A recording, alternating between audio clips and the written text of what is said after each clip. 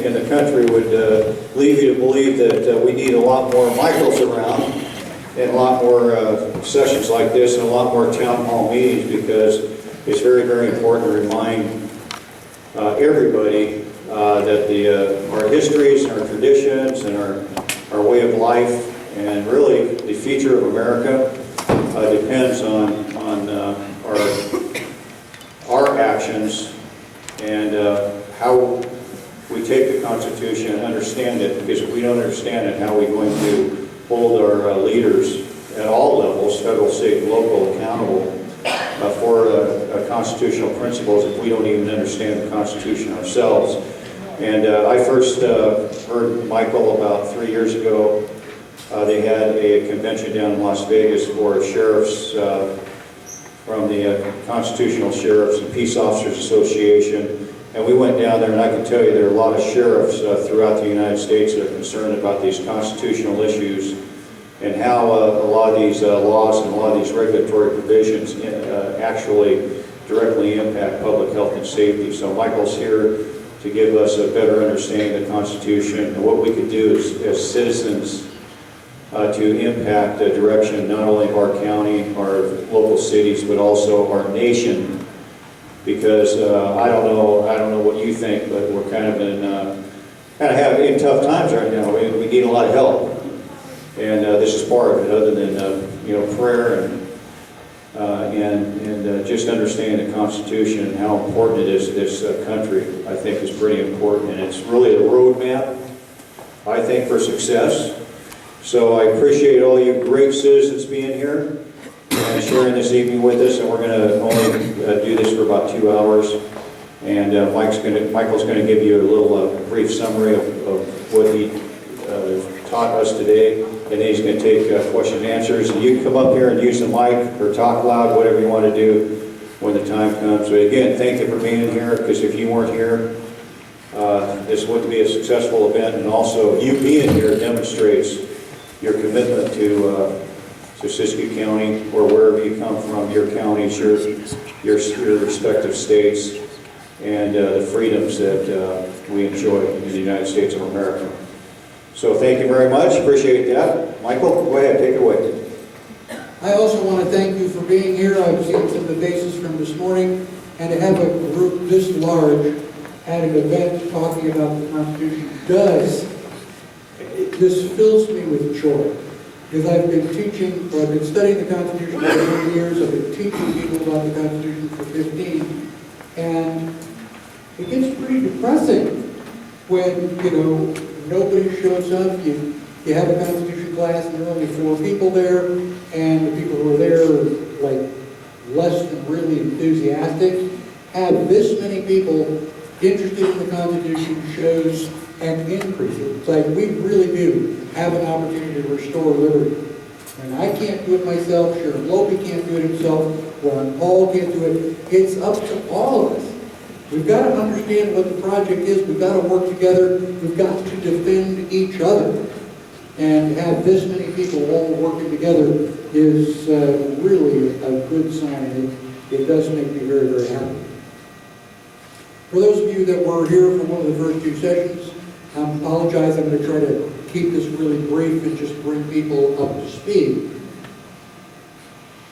Perhaps the most important thing in my presentations today and in my Constitution class is the concept of rights versus privileges. This concept is so important.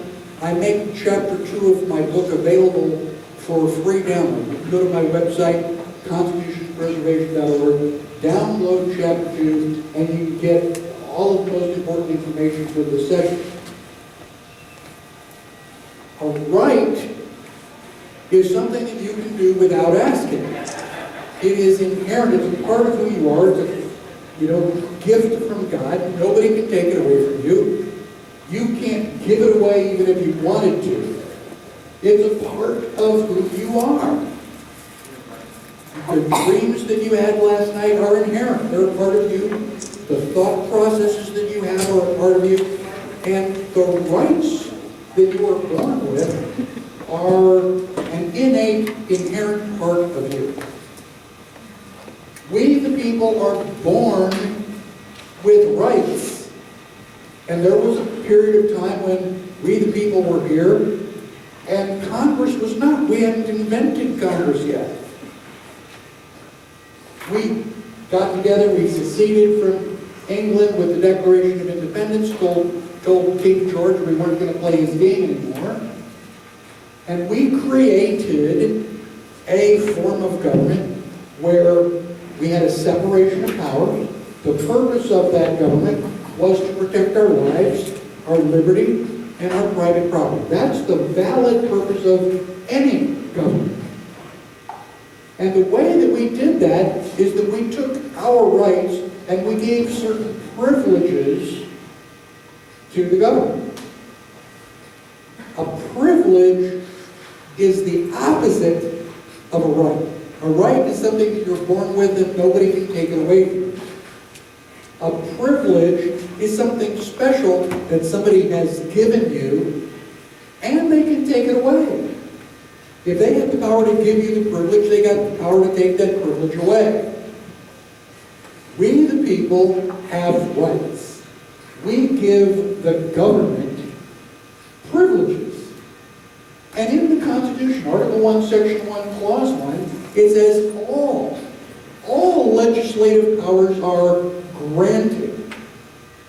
Well, if we grant legislative powers to the government, those legislative powers are privileges. And if they are privileges that we have given to the government, then we can take those privileges back. Is anybody confused by that logic?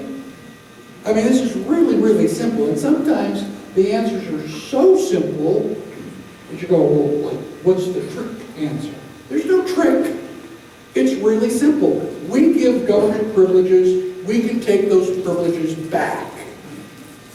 And you probably understand that based on that clause in the Constitution that says that we have the right to alter or abolish the government. Think about that. We collectively have the power to abolish the government. Wow.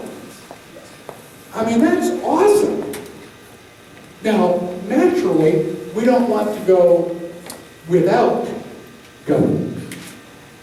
In my Constitution class, I point out that, everybody's complaining about the government. We don't like this, we don't like that, taxes are too high, this is unconstitutional, bitch, bitch, bitch. All right, so let's just get rid of all government. Let's just do anarchy. How many people want anarchy? And everybody gets like paranoid. It's like, oh my God, no, not anarchy. Please say that. Please say we're not going to do anarchy. Okay, so you want some form of government. How about socialism? No. Okay, how about communism? Well, no, it's even worse. Why?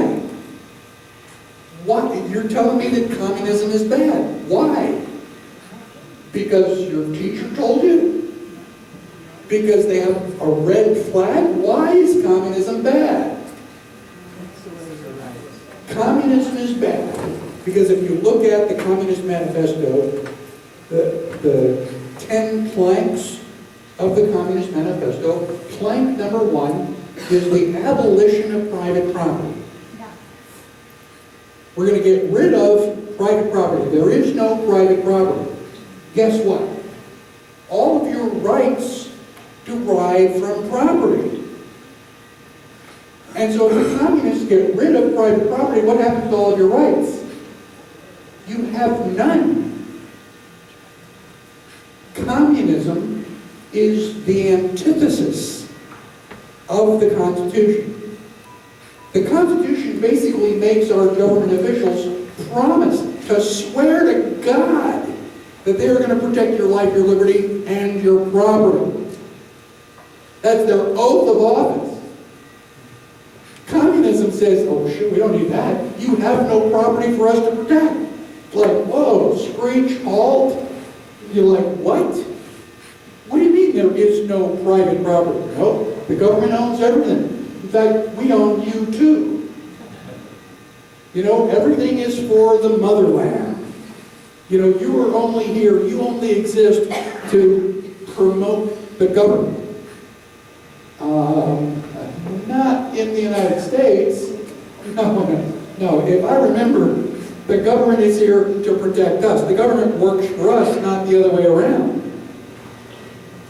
And people go, well, I'm not sure. They give me all these, lame excuses. I'm going, stop.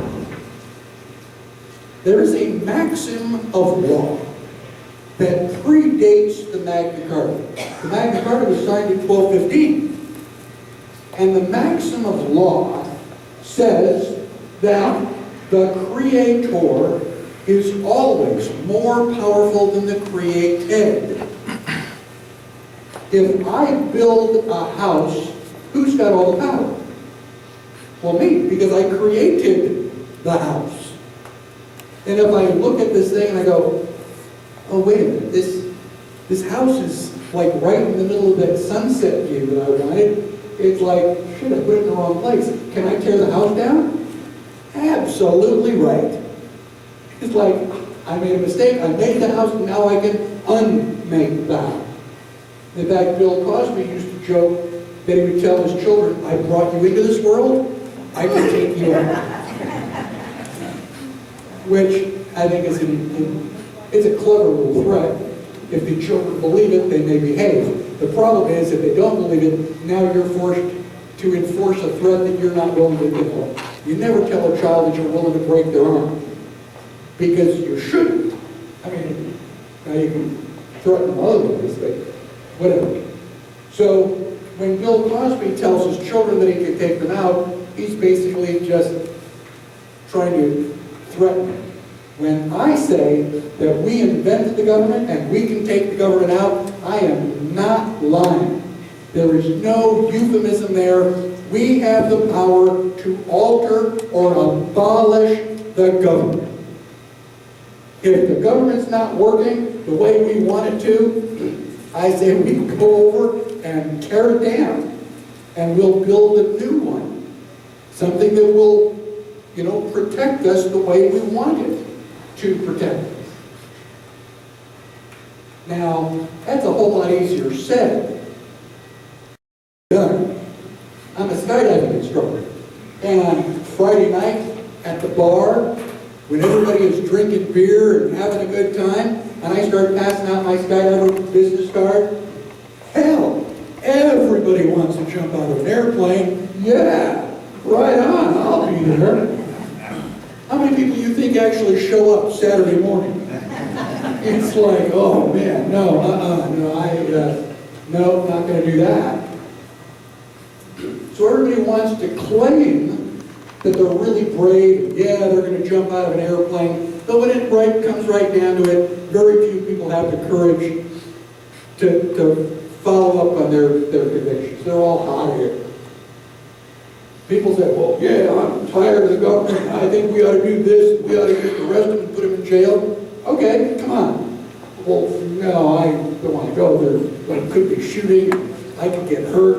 The doctor told me I should never have bullets in my body at any time. Like, what's you chicken? I mean, you're just going to sit there? You're going to just, be a slave? Patrick Henry understood that there are three possible conditions in life. First, you can live free in liberty. Or you can fight and possibly die fighting for your liberty. Or third, you give up and surrender and be a slave. Now, as far as Patrick Henry and I are concerned, slavery is not an option. That is not on the table. Screw slavery. Which leaves two options: liberty or death. Oh my God, I've heard that someplace. I mean, he's not like a real genius. He's just pointing out what is obviously true. How many people think that the government is allowing us to live in liberty? How many people have as much freedom and liberty as you can possibly tolerate? Nobody. Wow. So then we have to take living in liberty off the table. So slavery's not on the table, living in liberty's not on the table. What's the only option? To fight and possibly die for liberty. It's like, well, shit, man, that could hurt. There's a saying that everybody wants to go to heaven, but nobody wants to do what's necessary to get there.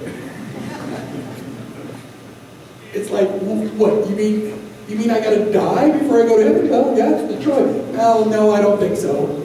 I think I'll stick around here for a while. Well, okay, so all that talk about wanting to go to heaven, that was just BS. You're drinking around the bar, you really don't want to go to heaven. You'd like them to bring heaven here. You know, there are just some things. I hate to be the bearer of bad news, but you're all going to die. I mean, not right away, not this week, not this month, but sooner or later, you're all going to die. I've been a scientist, I have been looking at this, I have been trying to find a loophole, and it's like, no, not me. And I've researched it, and I'm pretty sure that even I am not going to skate on this one. I think even I am going to die eventually. Not willingly, I am not going quietly. You can tell that I volunteered because of my fingernail scratches in the wall. So if we have no choice over the fact that you will die, I mean, you can't avoid it. What is your only other choice? What is the only thing that you have control of? The only thing you have control of is how you live your life. You got one, and it's limited. And you're using it how? Today, this moment, are you doing the one thing that is the most important thing in your life? If not, why not? If you wait until you're laying in the hospital bed and the doctor says, well, I really hate to break the news to you, you got to wait to live. If you wait until that moment to decide what you want to do with your life, you waited too long. The only thing you've got time for now is to call people and say goodbye. None of us, I don't think, knows when we're going to die. It's going to come as a surprise to everybody else and you. So it could be tomorrow, it could be next week. So if you want to make the most of your life, you need to be living your life today, right now. Do you want to live as a free person, or do you want to go along casually as a slave? That's a decision that every person's going to have to make on their own. I cannot tell you what you are going to do. I can tell you what I'm going to do. And you go, oh, this guy's crazy. I am not going to a FEMA concentration camp. I'm not going to go. If you end up in a concentration camp, do not walk along the fence looking for me. Don't go through the camp asking people if they've seen me. I didn't make it. Not going, not volunteering. Now, will I be dead? Yeah. But I have the good knowledge to know that I won't be the only one. I am not going quietly. That's my choice. You can make whatever choice you want. You know, if you want to go quietly, you don't want to hurt anybody, if you want to go spend the rest of what miserable life you have in a concentration camp, that's up to you. But I live my life as a free man. I don't ask anybody for permission. I don't have a driver's license. I don't have a concealed carry permit. I don't ask the government for permission. I don't hurt anybody. I don't take anybody else's stuff. And I do my best to teach people what freedom is all about. There's a quote by John F. Kennedy that says, if you make peaceful revolution impossible, you make violent revolution inevitable. I teach 8-hour classes on the Constitution because I don't want to have to shoot anybody. I figure the faster I can teach Americans the difference between rights and privileges, the fact that the government works for us and not the other way around, the sooner I have 310 million Americans on my side, the less likely I will have to shoot and kill somebody. But if it comes down to it, okay, I'm locked and loaded, ready to go. So, I talk about the Constitution because it is our political compass. We are basically lost in this political forest. We go, oh, we're going to vote for the Democrats. Oh, that sucks. Then we go running over, we vote for the Republicans. It's like, oh, that's painful. And you what, you go running back with Democrats? Like a pinball bouncing back and forth between the posts? You're still lost in the forest. How do you get out of the forest? You pull out your compass and you travel in a straight line to wherever you're going. How many people want liberty? How do you get there? You follow the Constitution. The Constitution is the shortest distance between you and freedom. Is it going to be easy? No, probably not. Is it worth it? I don't know. How much do you love freedom? I can show you the direction to go. I can't do the walking for you.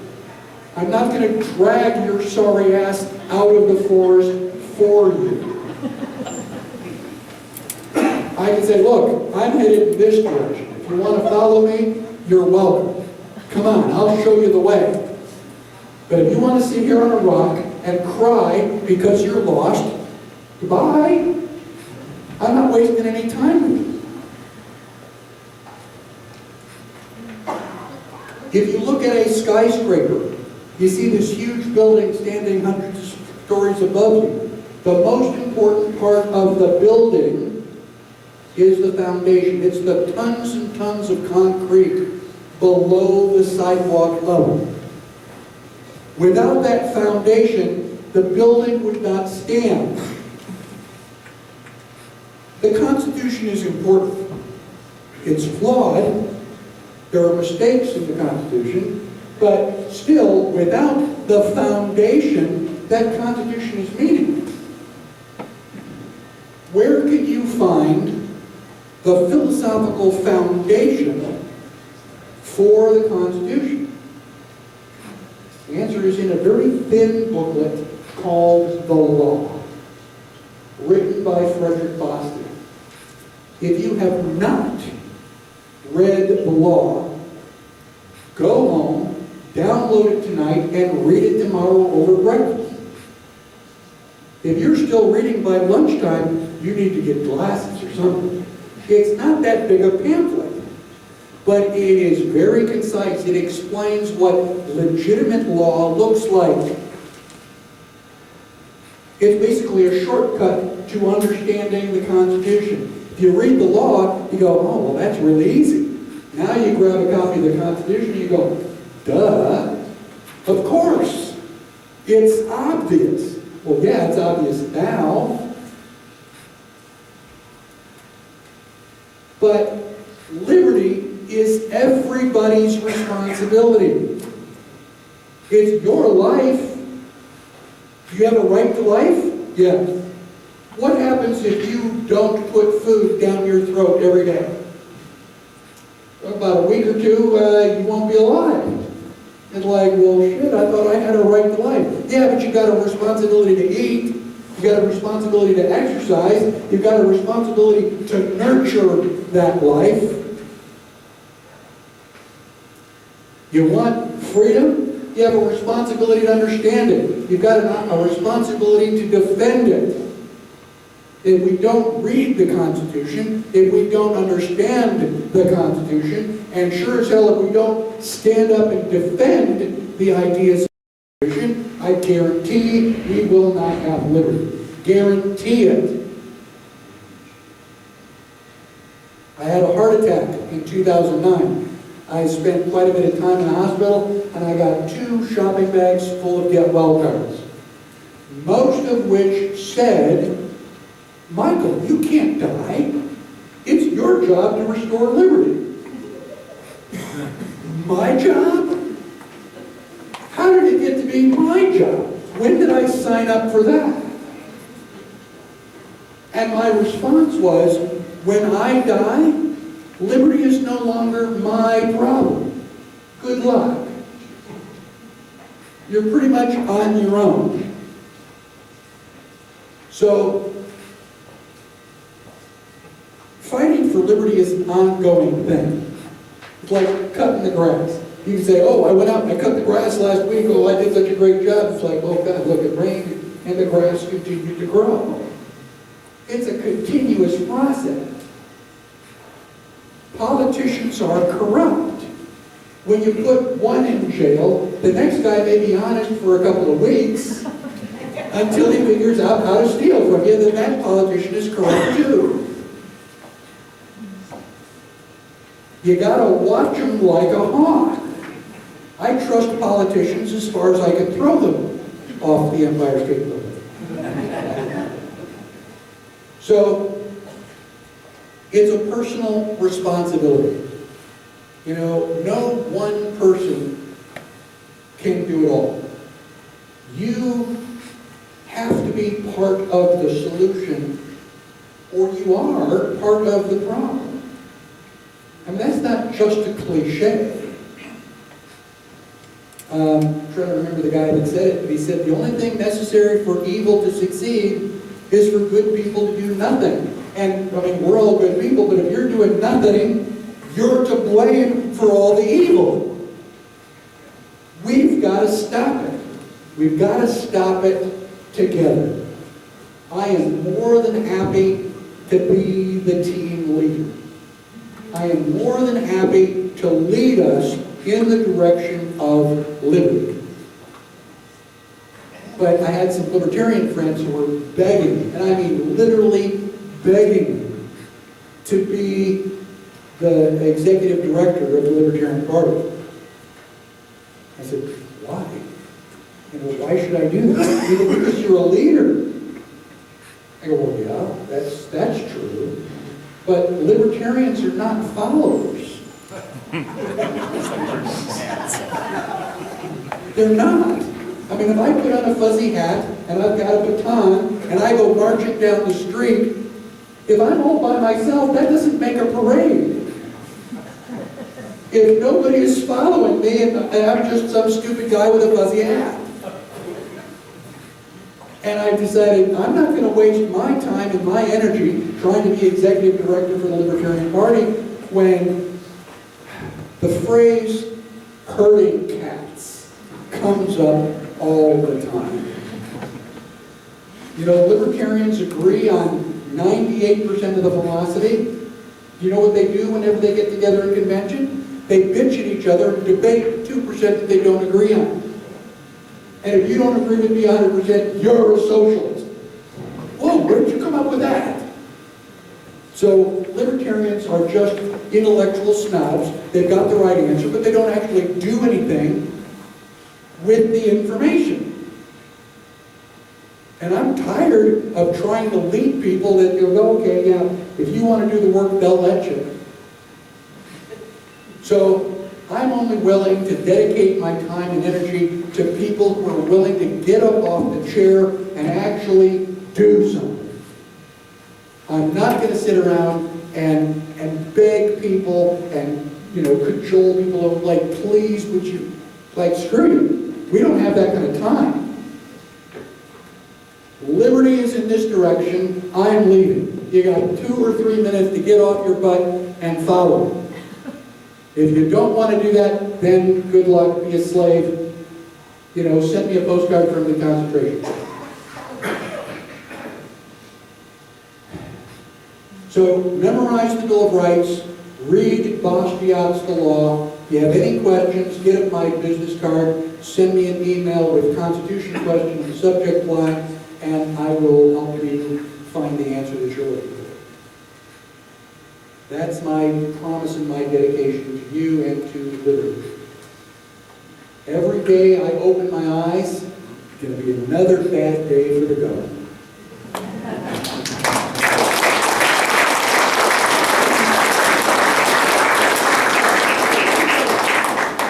Let's open it up for questions. I can answer questions on the Constitution longer than you can ask.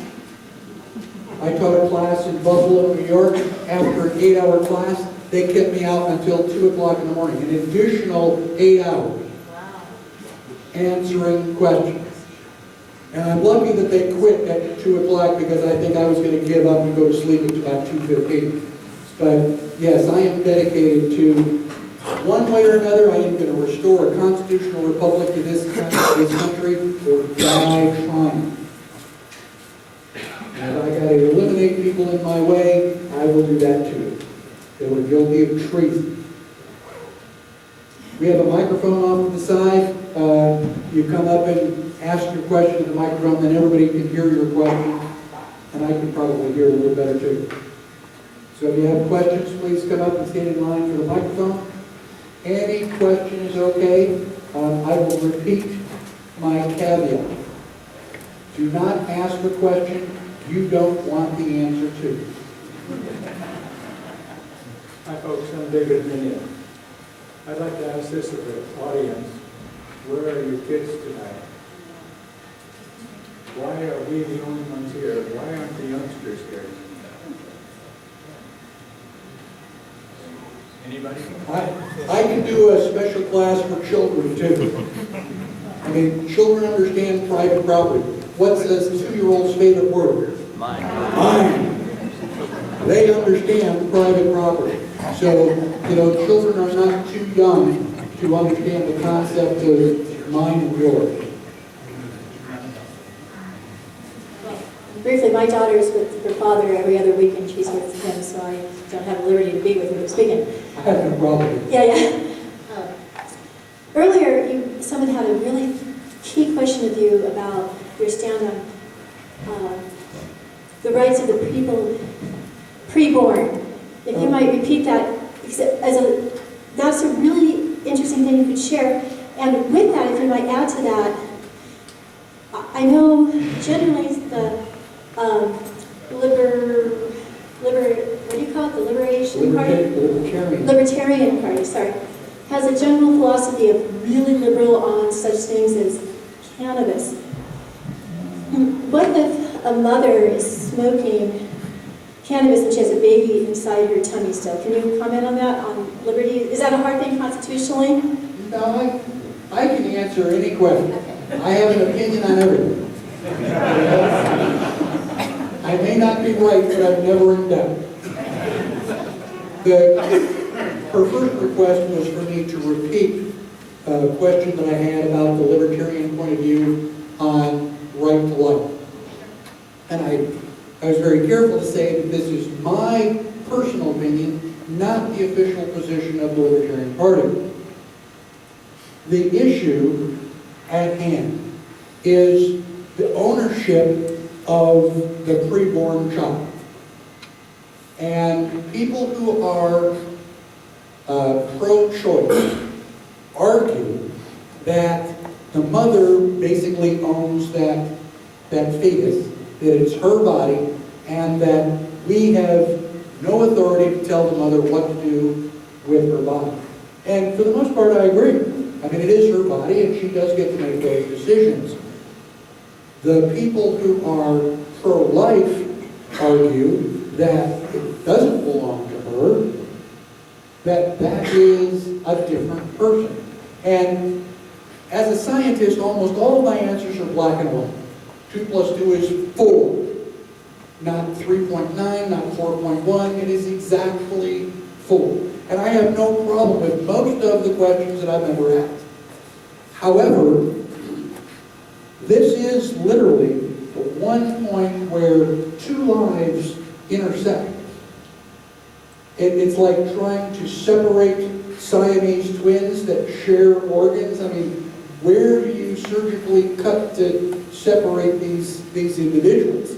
I mean, that's a really difficult surgical procedure. This question is philosophical.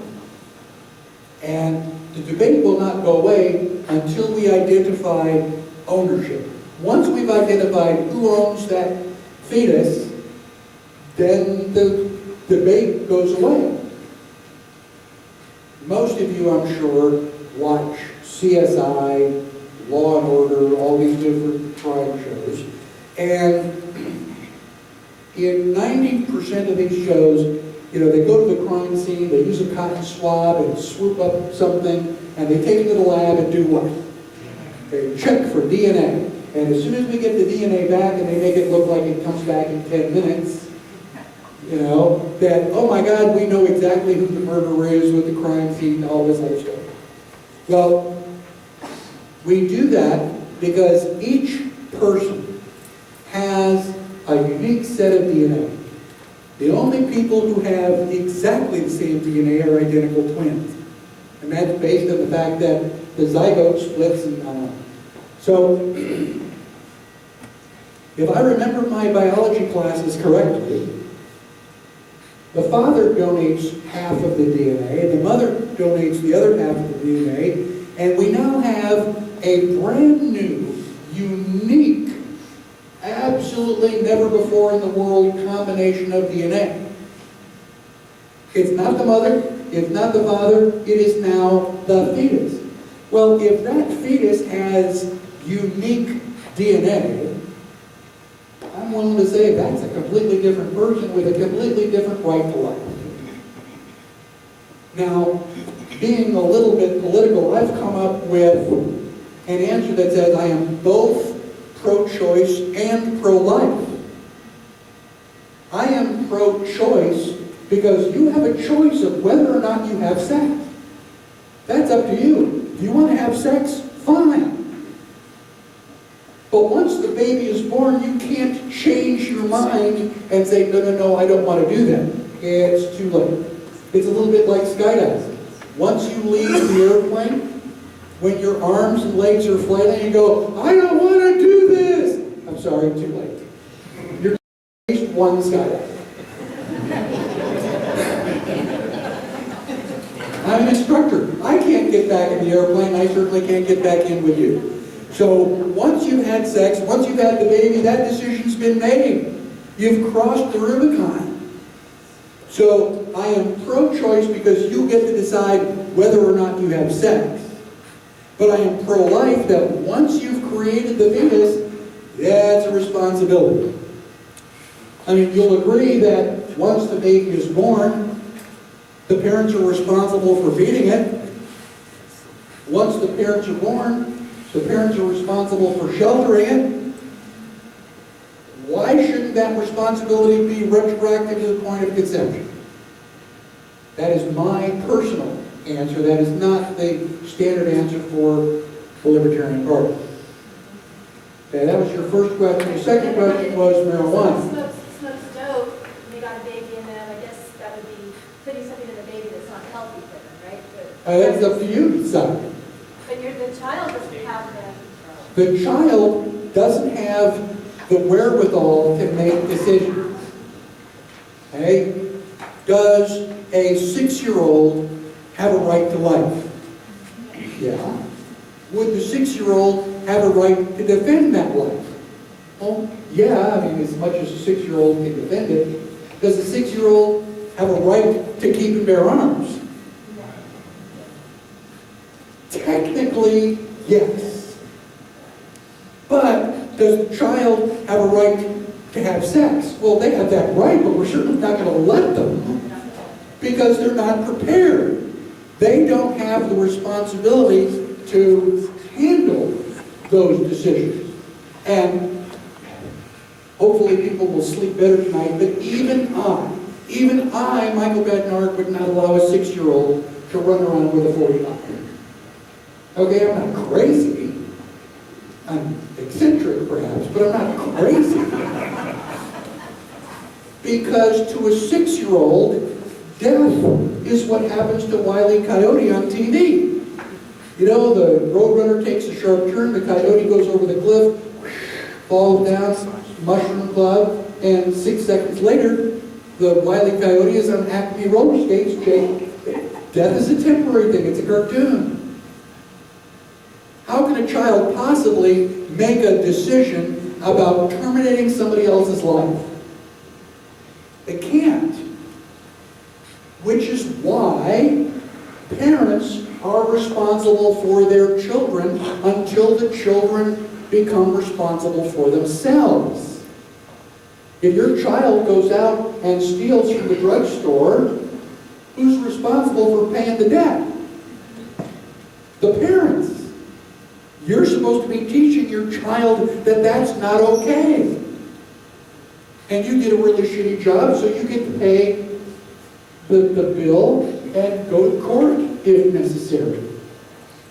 It's your job to control the child until the child becomes 18. He can be tried as an adult. Then you can wash your hands of the whole problem. And if your child is a hooligan and and hurts anybody, they can go to jail just like any other adult. Now, how about an 11-year-old? Can an 11-year-old carry a gun? That would be up to the parents. If it's my 11-year-old, do not come crawling through the window at 2 o'clock in the morning. Because my 11-year-old will double tap you and go, "Dad, look what happened." And I go, "Up high." So, it's, as far as marijuana, it's your child. You decide whether or not marijuana is harmful. If you think marijuana is harmful, why are you smoking it? Pregnant or not? Everybody I heard, listen to is that, hey, it's better than alcohol, you don't get a hangover. I don't care. I've never smoked a cigarette in my life. I've never smoked a marijuana cigarette even once. I mean, if you want to, that's up to you, but the most important thing to me is my mental acuity. And I don't do anything that's going to damage that. I gave up alcohol after college. I don't even drink caffeine unless I get a 6 o'clock flight. That's me. Those are my decisions. I make those decisions for me. You want to smoke cigarettes and get cancer? I don't care. You want to shoot heroin in your veins? I really don't care. I mean, if I know you, I'll try to talk you out of it because I think it's stupid. But it's your decision. And I'm having enough trouble living my life. I don't have time to live your life too. I don't smoke pot. I was just wondering for the... Thank you so much. Neil, I have other questions. Thank you. Okay. Yeah. Well, again, it's a personal decision. I don't know whether you smoke marijuana or not, but if a woman is pregnant and she smokes marijuana, that's her decision. At this time, right? It's her decision. Not at this time, it is her decision. If we pass laws in the future which prevent the mother from smoking marijuana while she's pregnant, those laws are unconstitutional. But we prevent her from having an abortion. Well, we don't, but we wanted to education is the key. Thank you. I will give you answers. I don't necessarily promise to give you answers that you enjoy. Well, I understand it, but I don't want to take the audience's more time. Okay, send me an email or give me a call. Yeah, all right, great. Thank you. I have never lost a political debate. Ever. I did a radio program, and just before the commercial, I had some guy came on the radio, and he said, "I disagree with you. I want to debate you on this topic." And I went, "Really?" And it's like, "Well, okay, don't go away. We got to go to a commercial. We'll be back in about 4 minutes, and then we'll start this debate." And I'm jazzed. I think this is going to be so cool. My brother was listening. He's going, "Oh, this poor son of a bitch. He has no idea what he's getting into." So the guy came back after the commercial, and we started to, and it turns out that we had a difference of definition. As soon as we clarified the definition, there was no debate. We agreed. It's like, oh, that's not fun. Yeah, my name is Brad. I came up from Oregon to listen to you. I have a question. This morning I read on the Blaze that California is allowing, if they get enough votes, if they get enough on the petition, that it's put on the November election where the California can cut up into 6 different states. With the state of Jefferson, what they're going through now, the movement they're trying to go through, do you see this as a positive or just a stopgap, that it's not really going to do anything? It's hard for me to say. I'm living in Chicago. My heart is in Texas. And I've only found out recently that Siskiyou County was voting to secede in the first place. I don't know all the details. My ace in the hole, my trump card is always that we have the right to alter or abolish the government. Whatever we want, we have the authority to make it that way. Now, of course, you got to know what the hell it is you want in the first place, but I don't know anything at all about the plan to divide California.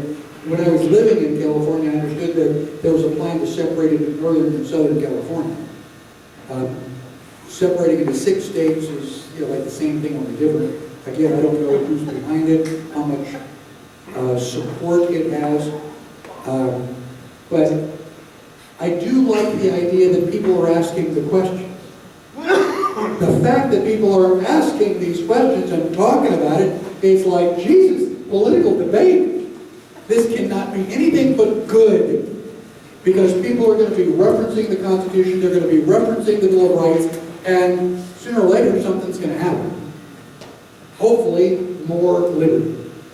But getting more and more people involved, getting more and more people talking about it and debating the issue, that's a good thing, even if nothing happens. Yes, this is a little bit off of your topic tonight, but it's still about the Constitution. The 14th Amendment was ratified under really kind of some unusual circumstances. The southern states were kind of forced into ratifying it. And so does this make it illegitimate? Is this something that can never be revisited? Is this, what are your views on the 14th Amendment? We can alter or abolish the government. So, yeah, we can get rid of it. I think that it's important to understand the time frame. In Jefferson's original Declaration of Independence, he declared slavery as an abomination. That got edited out in the final version. The Constitution explicitly says that Congress is not allowed to eliminate slavery until after 1808. So slavery is reprehensible, but up until 1808 it was constitutional. So we eliminated slavery when? 1809? 1810, 12, 13, 14, 1860? Oh, excuse me, 1865. We finally came up with the 13th Amendment, said no slavery or involuntary servitude. Shit. You mean we gotta treat the black people like people? So we do the 13th Amendment, we eliminate slavery, and white folks and black folks are walking down the street together going to get a beer. So we've eliminated all the bigotry because we've got the 13th Amendment, right? No. There's no way. You can't force people to do the right thing. So let's understand the time frame. Bigotry and slavery slavery was eliminated on paper, but it wasn't eliminated in practice. We didn't get rid of the bigotry. And I think that the white people decided, look, we can't let this, freedom thing go too far.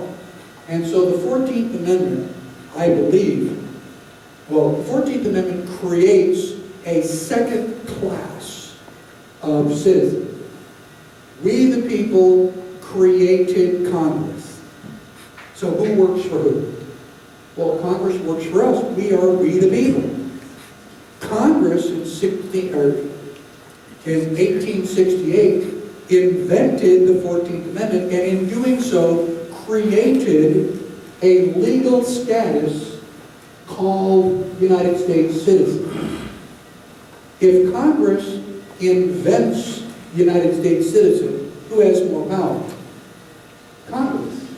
And the 14th Amendment explicitly says any person born and naturalized in the United States subject to its jurisdiction is a citizen of the United States. I think the 14th Amendment was basically a political tiger trap to catch black people and steer them into something which amounts to voluntary slavery. You know, Amos, would you like to be a United States citizen? Oh, sure, Master. I think that'd be a great idea. And so you create this artificial corporate status called United States citizen, originally to keep the blacks suppressed. And it's such a great idea that eventually you convince everybody, whites and blacks and everybody else who comes, that they are a United States citizen subject to the Congress of the United States. Late in my Constitution class, I announced that I am not a United States citizen. I am a Texan. I am part of we the people. I am not subject to Congress. I do not get a driver's license, a concealed carry permit, a marriage license. I don't get permission from the government. I am not one of those United States citizen subjects to Congress. I have individual rights. I know what those rights are, and I will defend those rights with whatever level of violence is necessary. You want to talk about it? Fine, I'm your guy. I can talk about freedom for hours. You try to take my gun away, and your children are suddenly orphans. Not an option. You cannot have my testicles, you cannot have my guns. Any questions?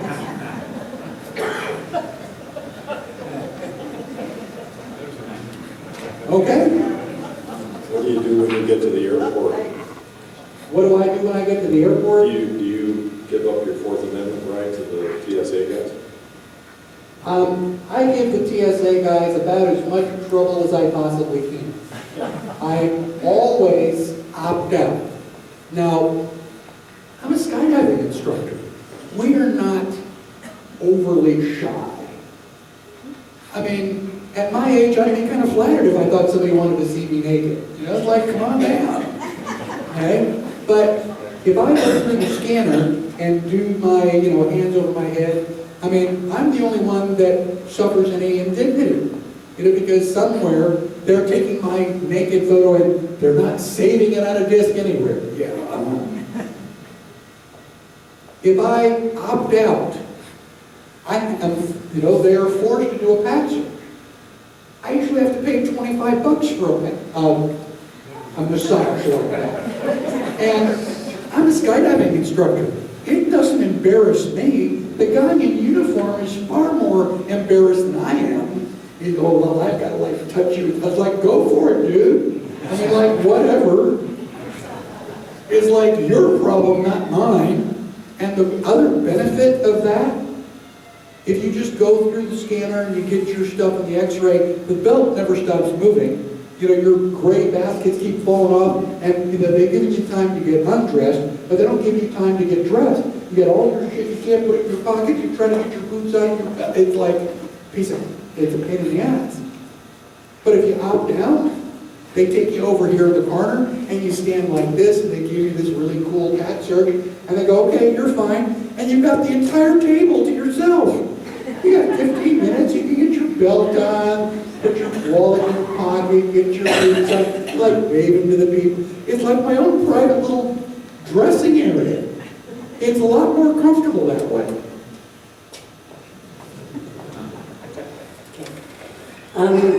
What do you say about the 13th Amendment when it used to be they don't accept titles of nobility in the Congress? or in our government.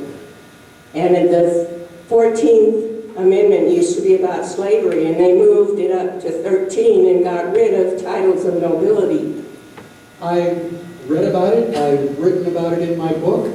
You get my book, Good to Be King, I talk about the titles of nobility. I believe that titles of nobility amendment was there and eliminated by Abraham Lincoln's administration. But it doesn't matter whether that amendment was there or not. Go back to the original Constitution. The Constitution says that no titles of nobility will be tolerated. The problem at the time was they said no titles of nobility. And somebody said, well, yeah, what if we do? There was no or else clause. So the titles of nobility clause basically said that you're not allowed to be in Congress. You know, if you're a lawyer and you have Esquire after your name, that's a title of nobility, you're not allowed to be in Congress. So that the titles of nobility amendment just identified the punishment or caveat for having a title of nobility. It wasn't the original place where it says you couldn't have it. That's still in the Constitution. So whether the title of nobility amendment was ever properly ratified or not is really irrelevant. What I think is far more relevant is we've got 310 million Americans. They couldn't tell you how many articles are in the Constitution. You know, are they doing something illegal and treasonous? Yes. So what? Where are we going to get the authority to stop them if Americans haven't read the Constitution? So the problem may be focused in Washington, but the only way we're going to solve it is with 310 of our fellow Americans. 310 million of our fellow Americans. Couple of questions. The first one, maybe I wouldn't have seen it right, but earlier today when we had Black's Law Dictionary up there, and it was defining rights, and I get what you're saying, rights, privileges are opposite. But didn't Black use the word privilege in the definition for rights? Yeah. Okay, can you explain that? Because I'm confused by that. Well, it's a screw-up. And if you looked at my slide closely, the word privilege had SIC in parentheses. SIC is a literary way of saying, I know this is wrong, but I'm quoting it exactly the way that it's in the dictionary. It's not possible for a right to be a privilege. They're opposite. And I told you 3 things that you need to know about lawyers. They lie, they lie, they lie. And the legal dictionary, if you have a series, I've got Black's 1 through Black's 8. And what is more interesting than looking up a definition in one dictionary is looking up that same definition in all of the dictionaries to see how the definition has changed. And they have deliberately obfuscated the definitions. They lie, they cheat, they steal, and they mislead people. So it's not possible for a right to also be a privilege. A right is inherent, a privilege is granted by a higher authority. So are you saying in the earlier versions of Black, he didn't use the word privilege? I can't confirm that. I just know that in earlier versions of the dictionary, the definitions were different. That in modern versions, the truth has been eliminated because they've changed a lot of words. You go back to earlier definitions, the truth is a lot easier to find. The other question, you talked about the right to abolish, but to change and to abolish. And Jefferson said that, right, in the Declaration. So I get that. And from what I can understand from the way you're talking is we'd like to get through education, we'd like to get through peaceful means. Absolutely. But you're not taking the option of force off the table in certain situations. Absolutely not. Okay.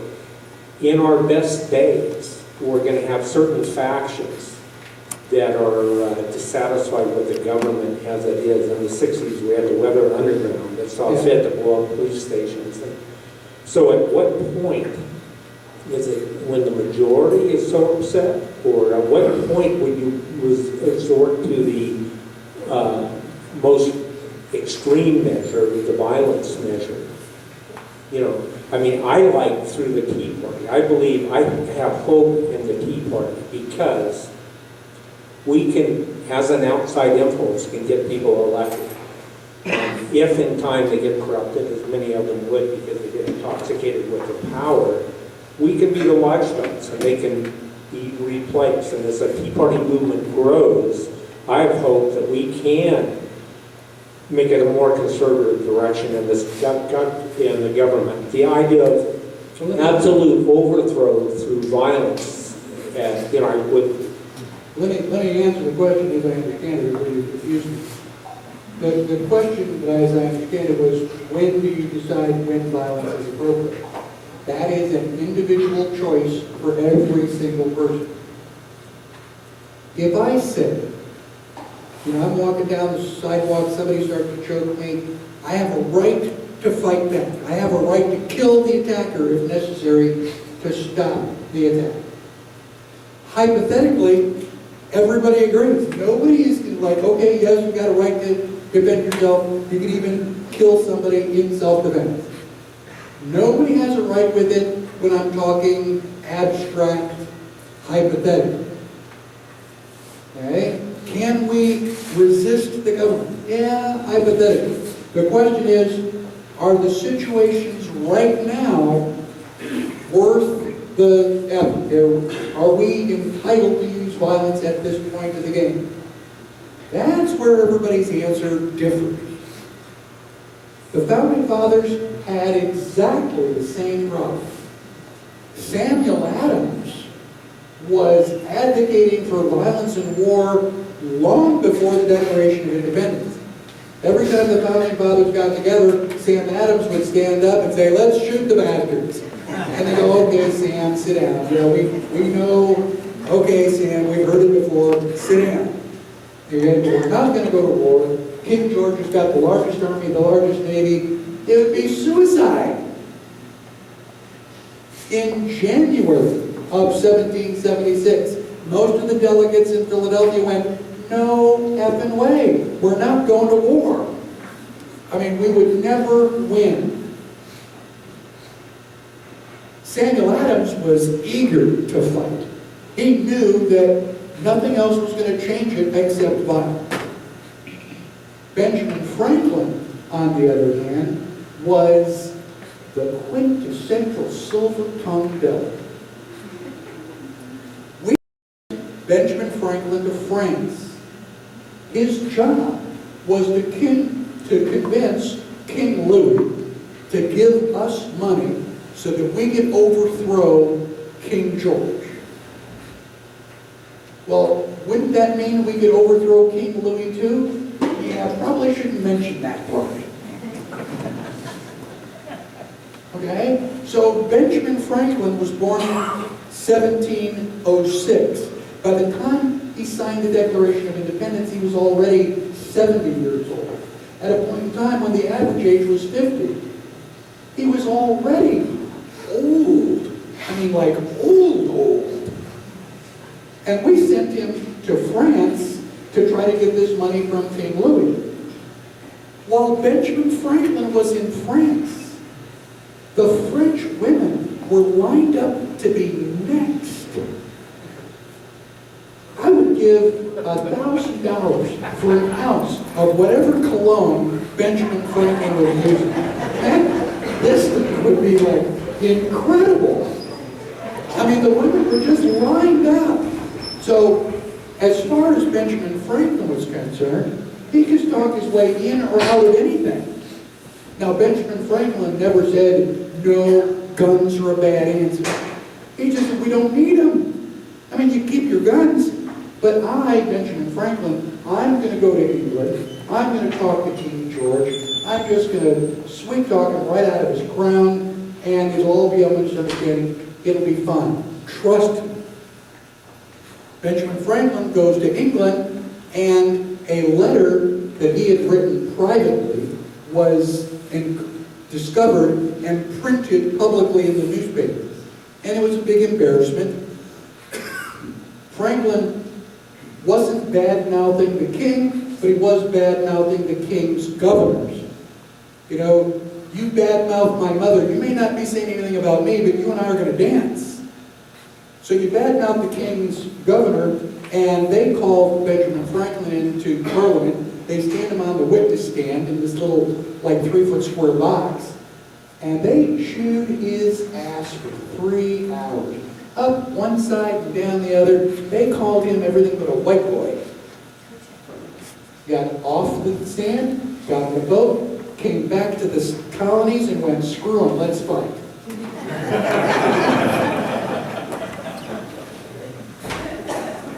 So basically, everybody has a breaking point. Everybody has a point where they go, okay, that is too much, you've crossed the line, and I'm going to kick your ass. But that point is different for everybody. And everybody's got to make their own decision. Now, I probably closer to Samuel Adams. The government has crossed my line a long time ago. And I am locked, loaded, and ready. As soon as I see 6 people running towards the White House with guns, I'm going to be number 7. You know, I just don't want to go alone. Okay? So, what am I doing? I am teaching classes on the Constitution. I'm trying to build an army of people who are as pissed off as I am. At least half as pissed off as I am. If you're half as pissed off as I am, you're going to want to do something about this out-of-control government. And if we can get lots and lots of people, we can do it without bloodshed. I don't want to hurt anybody. I've had my guns for 32 years. I have never pointed my gun at another human being. It has protected me already. I was driving through a small town late at night, and the migrant workers started to cross the road. When they got halfway through the crosswalk, they started to surround my car. And so I reached under the seat and I put my .45 on the dash, and they all ran back to the crosswalk and finished crossing the street. And I just sat there and revved the engine on my car like, come on boys, let's play. So it is, as I said earlier, it is the credible threat of force that allows you to not use force at all. Okay? When you're pulled over for a traffic stop, invariably there are going to be 2 or maybe 3 squad cars. There are going to be a lot of police officers there. Why? You look in your rearview mirror and go, man, I am outnumbered. And it's hoped that because you are like so vastly outnumbered, you're not going to try anything stupid. So we get lots and lots of people. We've already had the Tea Party with almost 2 million people in Washington, D.C. You don't think that shook up people in Congress? You don't think they were constipated for about 2 weeks? What do you think would happen if we got 5 million people armed? 5 million people cocked, locked, and loaded in Washington, D.C. I guarantee all of the corruption would stop. Though there's no guarantee that it would start as soon as we leave, but we would have their attention. How are you going to get 5 million people bold enough to go to Washington, D.C. armed? That's partly not a problem. Earlier today, you brought up the fact that there are now extensive Constitution-free zones throughout the United States. And my question to you is, isn't that in and of itself proof that the federal government is now overthrown? Yeah. That's my answer, yeah. I mean, the federal government is totally out of control. The audacity for them to declare that there's a 100-mile strip around our outer border, which is a Constitution-free zone. It's like, okay, you idiots, stand up against the wall. I'm going to solve this right now. Yeah, my butt, you're gonna have a constitution-free zone. I never gave permission for that. This is your constitution, this is your Bill of Rights.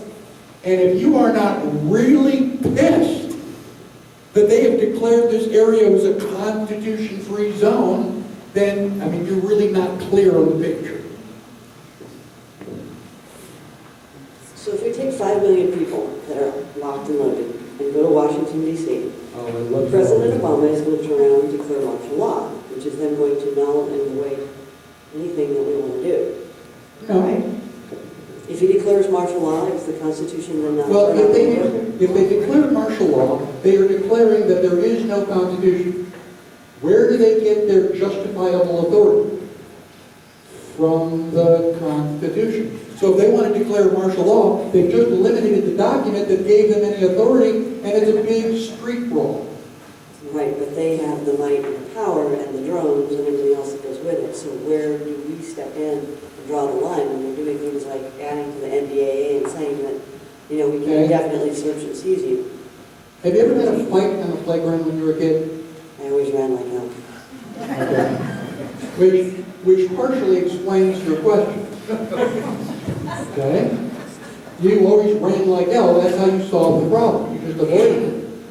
Being a guy, I don't know if it's more prevalent because you're a guy, but when you're on the playground and the bully comes up and says, "Give me your lunch money,"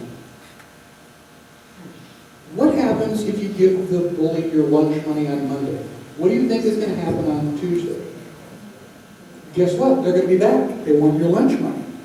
And if you give them your lunch money on Tuesday and Wednesday and Thursday, you've set up a pattern.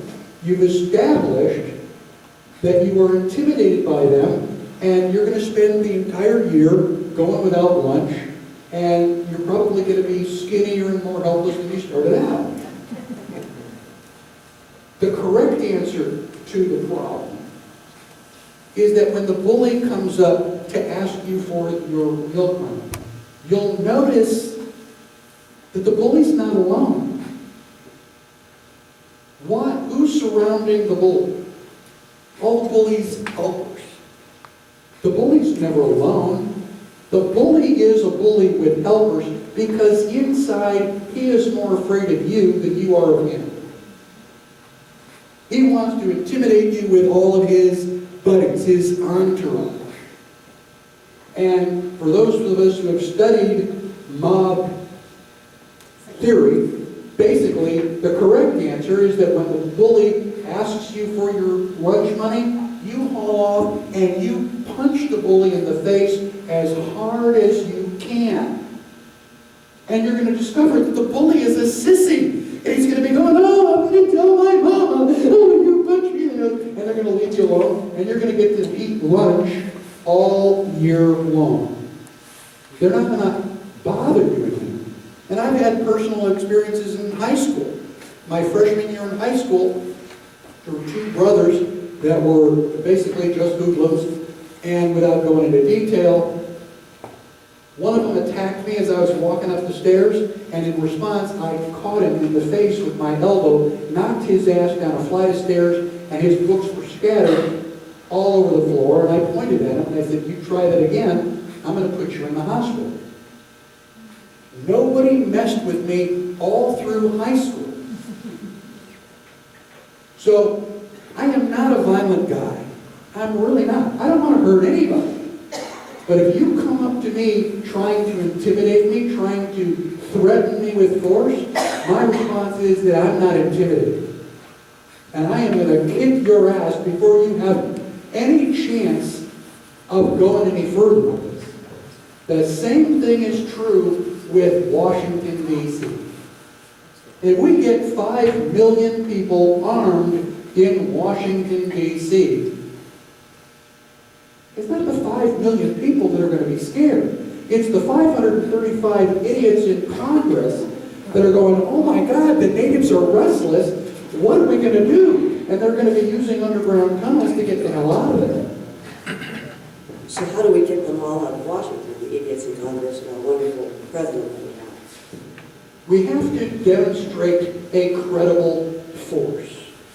Okay? a credible threat. And I talked earlier, I don't know, it was the second one or the first one.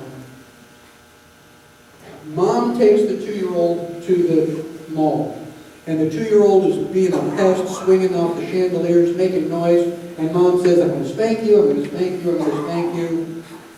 Everybody knows there's no spanking. Dad shows up and the kid is suddenly quiet. Why? Because Dad never threatens. He never warns you that he's going to spank you, he just hauls up and hits you. A credible threat has 2 parts. One, the physical capability of using force, and second, the emotional willingness. Mom is physically capable of applying the spanking, but she's not emotionally willing.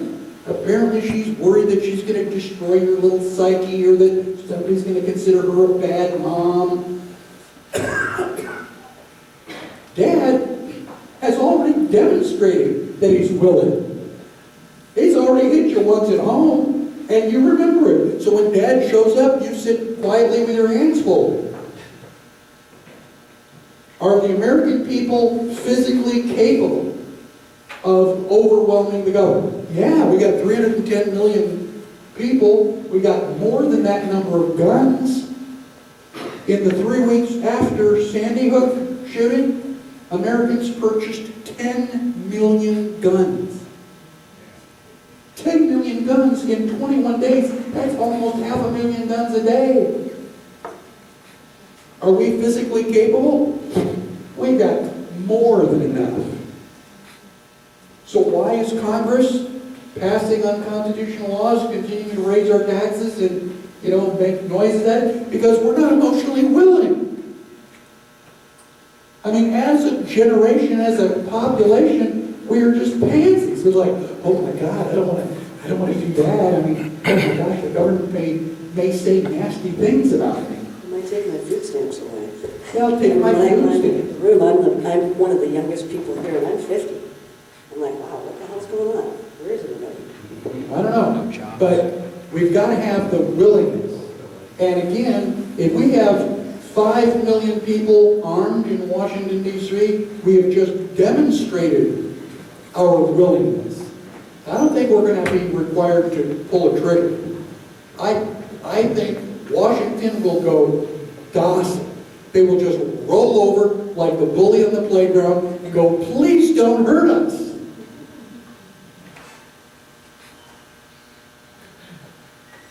But, like I said, either way, I am not willing to be a slave. Any other questions? I have one more question for you. What do you think about the militias, the state-run militias? I am all in favor of state-run militias. Second Amendment says that a militia, a well-regulated, well-prepared militia, is necessary for the security of a free state. And I want to live in a free state, so by all means.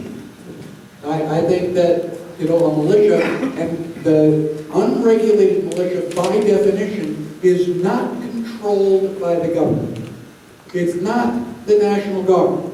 That's the organized militia responsible to the governor of the state. The militia is we the people. Okay? Are you willing to defend yourself? You run away, so it's bad. Basic training. What's that? That was before basic training. Okay. Well, if you're willing to defend yourself, you should be willing to defend your neighbors, you're willing to defend your community, you're automatically part of the militia. There's no form to fill out, there's no dues, there's no weekly meetings to go to. You're it. Now, when I was running around as a presidential candidate, I had a young man come up to me. I don't remember what state we were in, but he was all smiling and a little bit cocky. He said, my state has issued more concealed carry permits than Texas. Okay, so what? He goes, well, that means there are more people carrying guns in my state than in Texas. I said, no. No, it means that more people in your state have cowered and asked the government for permission. They've gotten a concealed carry permit from the government. In Texas, we don't ask. I mean, some people ask, but in Texas, we just carry. It is welcome to Texas. Behave.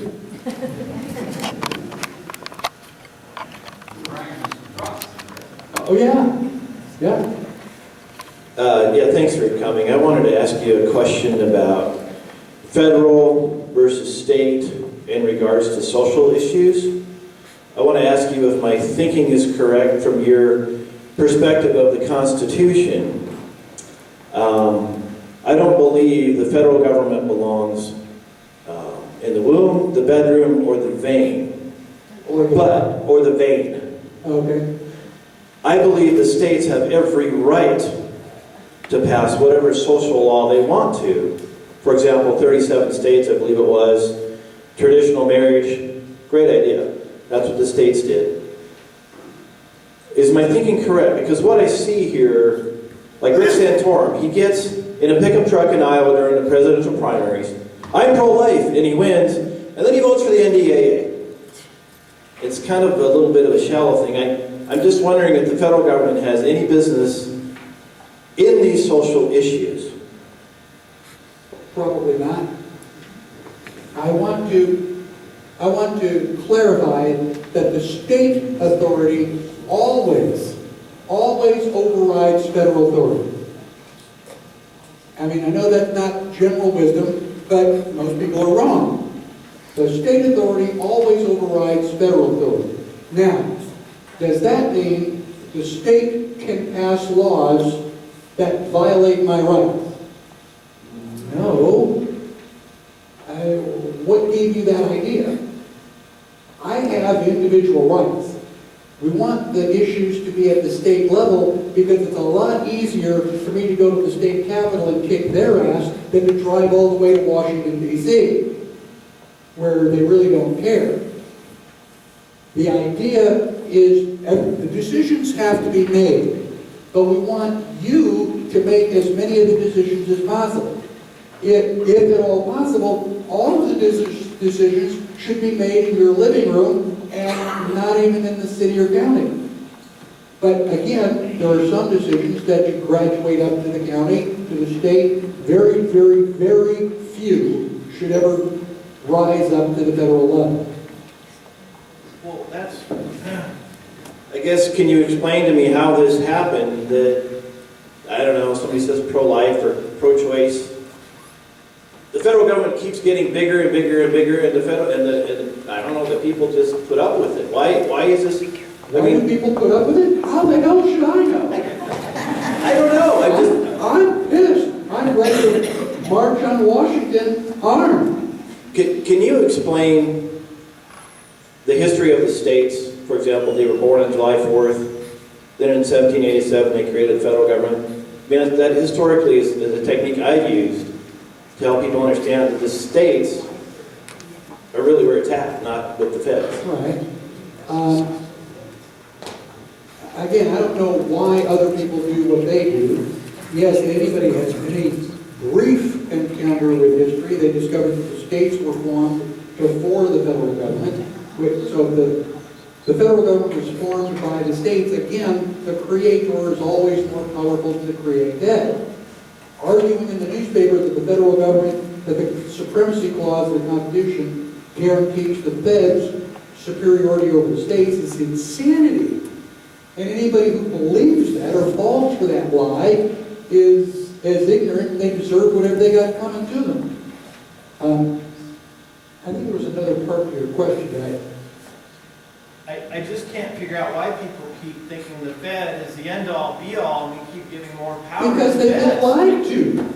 All their lives they've been lied to and they believe the lies. That's not my fault. I'm certainly not teaching anybody that. I'm swimming upstream trying to go, most of what you think you know about the government is wrong. So, I'm only one guy. I'm doing the best I can. When I'm dead, liberty's not my problem. Good luck.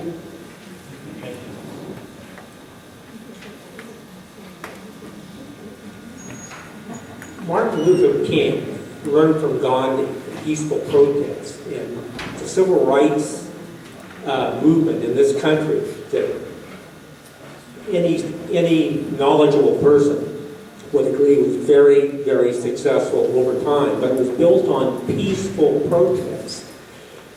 If we, hypothetically, if there was a march, in my view, sir, if there was a march of 500 or 5 million people in Washington, loaded with arms, the other side, including the citizens, not knowing what they have in mind to do, that's what martial law is created to stop. If I'm not mistaken, George Washington created martial law with the Whiskey Rebellion, and he lost no credibility. It's part of how we deal with the masses when they get out of control. So Martin Luther King, I'm sure you would agree, he was successful. Why wouldn't we, 5 million people, do a sit-down on the busiest boulevards in Washington, D.C., or something like that, rather than carrying guns? If that's what you want to do, organize it. But doing a sit-down in the middle of a busy intersection is also going to be considered civil disobedience, and you're all going to be arrested, you won't be able to do anything about it. It attracts attention. What's that? It attracts attention to your cause. Okay, but I'm not going to go and get beat up just to get attention for my cause. You know, I'm not one of those turn the other cheek kind of guys. Now, people ask me, like, why do you carry a gun? And I tell them, because I abhor violence. And they go, but you're carrying a gun. I go, yeah, so that I can stop violence as soon as it starts. If I'm approached by 5 or 6 police officers, and, you know, they have intention to handcuff me and take me to jail, I can go, excuse me, I'm armed, I've got my shoulder holster right here, and I know how to use it. All of a sudden, they want to talk. Okay, I wanted to talk before, but if I didn't have the gun, you guys would have ignored me, tasered me, handcuffed me, and then tasered me again. The fact that I can resist with violence has all of a sudden brought us to the conversation table. And again, if I can get people to talk with me, I win. Because the world is round, 2 + 2 is 4, and I have my rights and I understand them. And there's no way that you can justify using force against me unless I've hurt somebody or taken their property. And that's something I would never do. So you want to talk about rights and privileges? Let's talk. You know, you guys start the fight. I can't stop you. I'm not going to start the fight, but I'm not going to give in. So, again, it is a threat of possible force that causes people to go, well, okay, let's talk this out. Great. I like that idea. Let's talk. Because I don't like to waste ammunition. In fact, the price of ammunition is so high these days, I no longer fire a warning shot.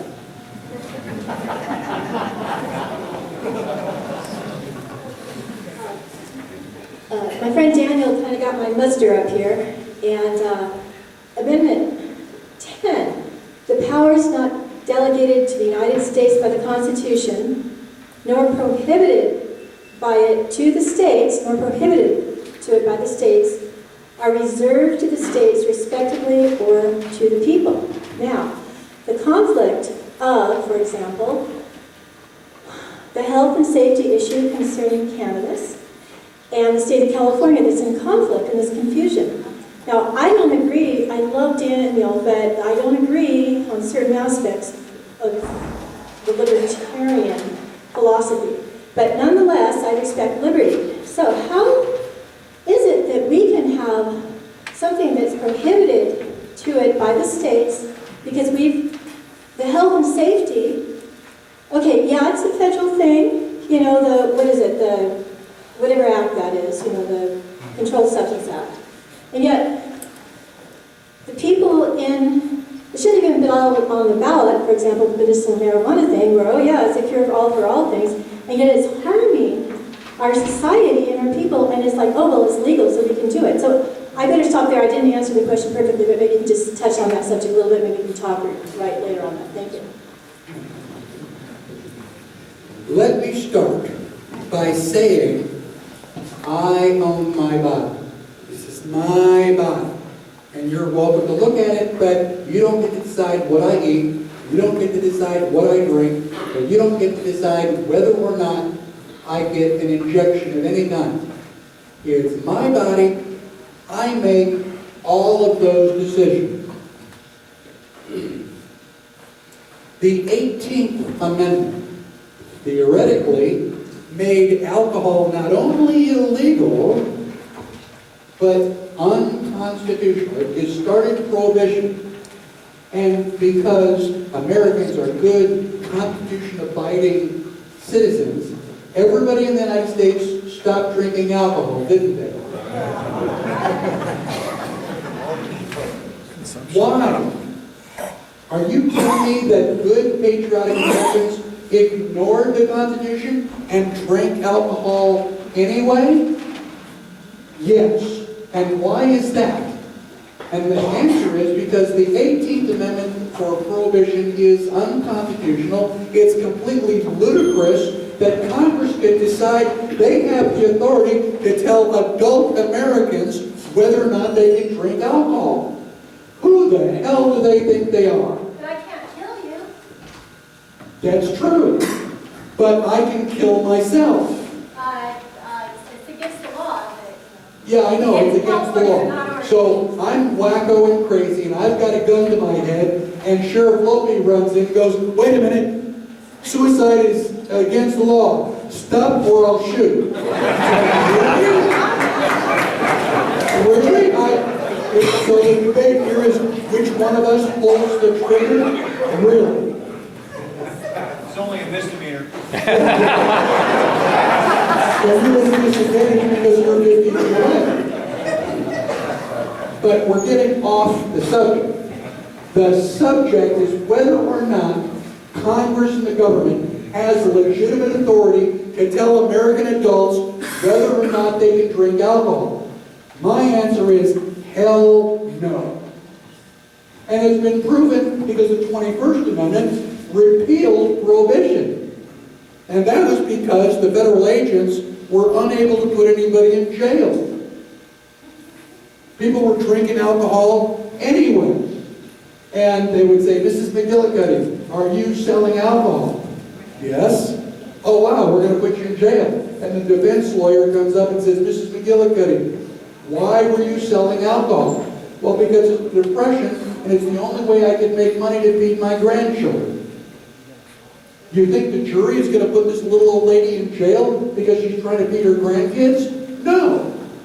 And so the jury continued to find all these people innocent. The federal government was screwed because nobody was paying attention to the law. It's like, don't think of a black cat.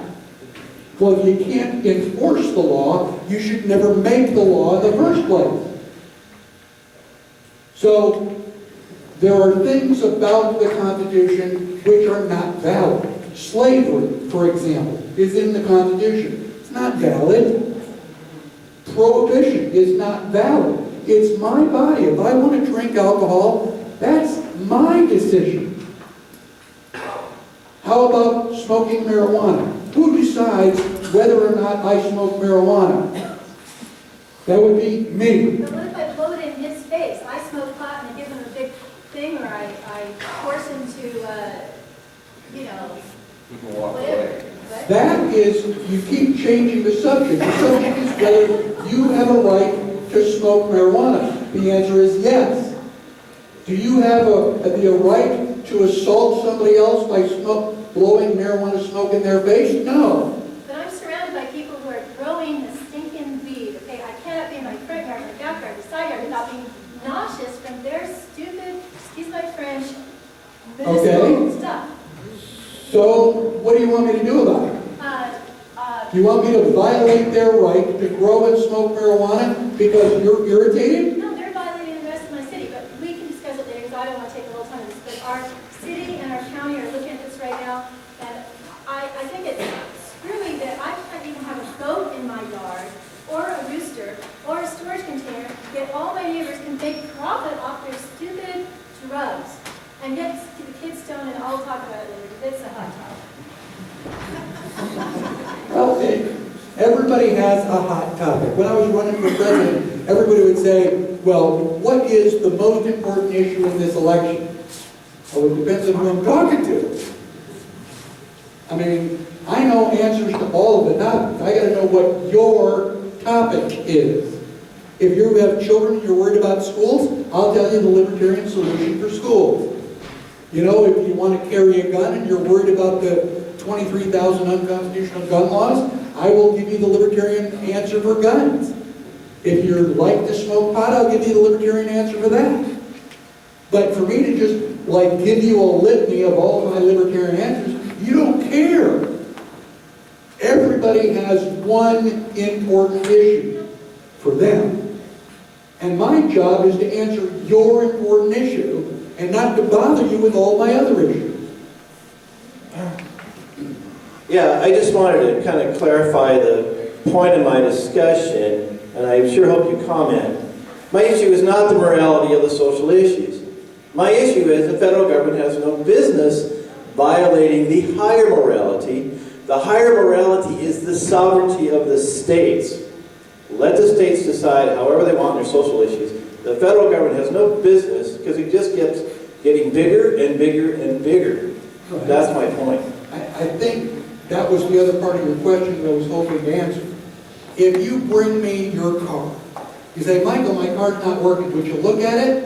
I go, sure, I'll take a look, and I lift the hood, and I'm kind of looking around, and I'm going, what happened to all those wires that were in here?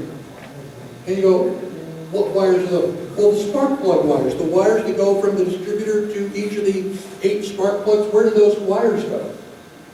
And you say, well, I didn't know what they were for, so I took them out. I go, well, that's why your car's not working. You didn't understand what the car was supposed to do, and you took out this necessary part, and so the car stopped. When the Constitution was written, we the people would select members of the House of Representatives. The state legislature would pick the 2 people for the Senate. And the reason for that is the 2 people that were selected were supposed to go to Washington to prevent federal expansion of the government. They were there to veto any opportunity for the government, the federal government, to take away power from the state government, because the states wanted to keep their power. Somewhere in 1913, somebody came along and said, wait a minute, you like voting for members of the House, right? Yeah. Well, don't you want to vote for members of the Senate? And they go, okay. And we passed the 17th Amendment, which basically turns the United States into a democracy. So now we have a large House of Representatives. We have a small House of Representatives known as the Senate. The members that we elect to the Senate are no longer there to prevent federal expansion. And the question is, how the hell did the federal government get so big?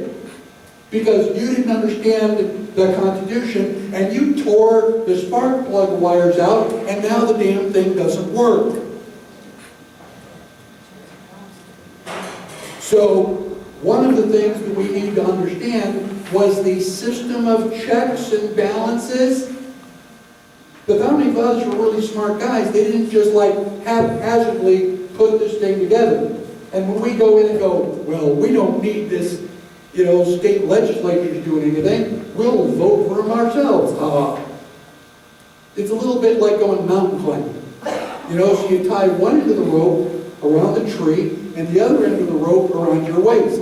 And you're kind of hanging there on the side of the mountain, and you feel cool because, you're tied in to the tree at the top of the hill. And somebody comes along and goes, how come you got that rope tied around your waist? Well, because it makes me feel safe. Well, how about if we make you feel twice as safe? How about if we take that rope from off that tree and tie both ends of the rope around your waist? Won't that make you feel twice as safe? You go, hell yes, ah! Well, that didn't work, did it? So, if you don't understand the Constitution, keep your hands the hell off of it. And it's not your fault because none of you were around in 1913. You know, but if you want to go to the cemetery and chew your grandparents' ass out and go, what the hell did you let that happen for? That wouldn't be totally inappropriate.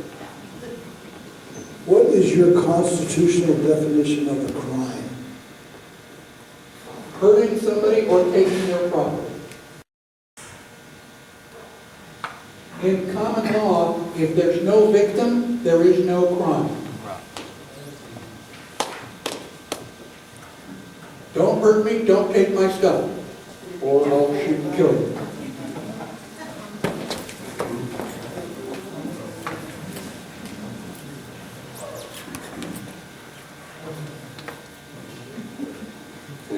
Article 1, Section 8 on jurisdiction about federal lands and the erection of forts, magazines, arsenals, dockyards.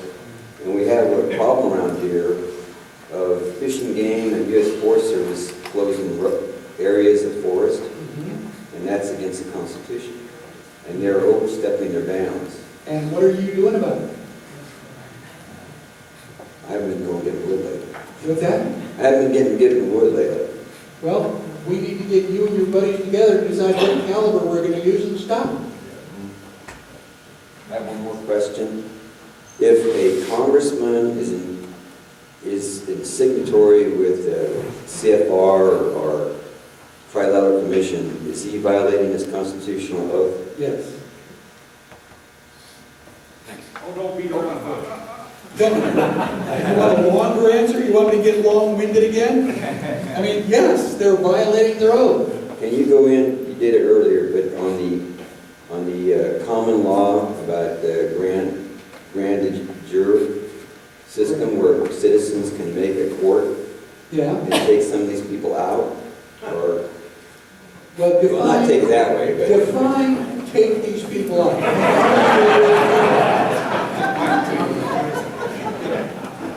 Legally. Now, if you mean you get together and indict them for crimes against the Constitution and you handcuff them and put them in jail, that could be one form of taking them out. How do you get them? Who do you get to arrest them, to take them to court, to trial? County Sheriff. Well, that's up to you. I mean, I would start with my constitutional sheriff and I would beg to back him up. Okay, please let me go with you. But, I mean, put you on the spot, John. But what happens if the sheriff doesn't want to go?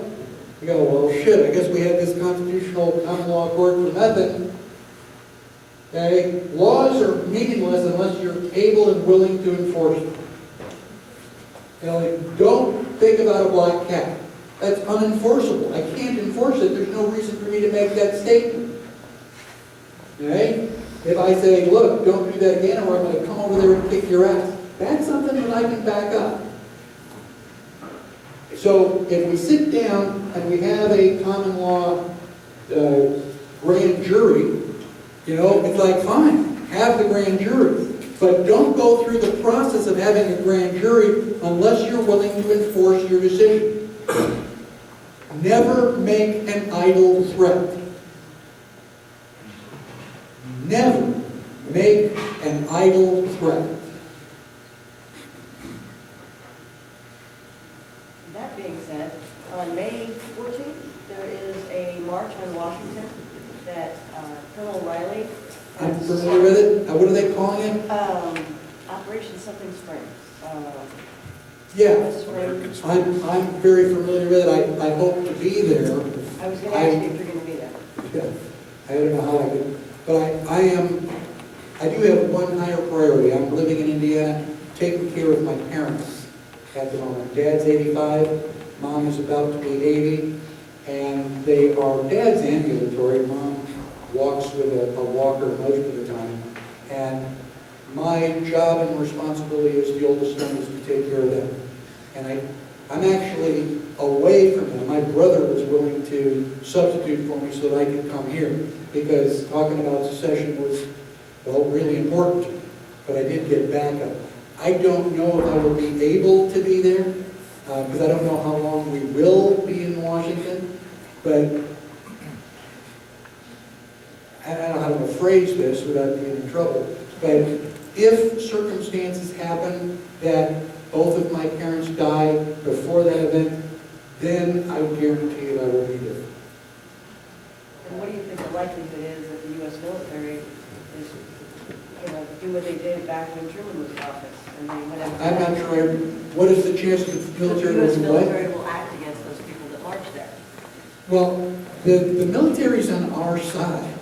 You think? Do you really think I that our really- military people are not yes, going to fire on us? Absolutely. The military is on our side. Then why are we using drones against American citizens?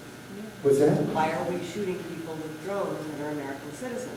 That's our military that's killing Americans. Well, that's not all of our military. I don't remember what the study was called, but at 29 Palms here in California, there was a survey that they gave to the military, some of the soldiers. And the question was, if given an order to shoot American civilians, would you follow the order?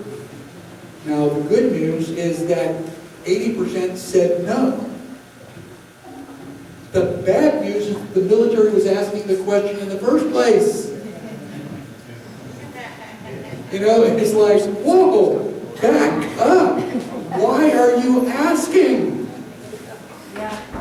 That's my concern. Why is the federal government asking the question in the first place?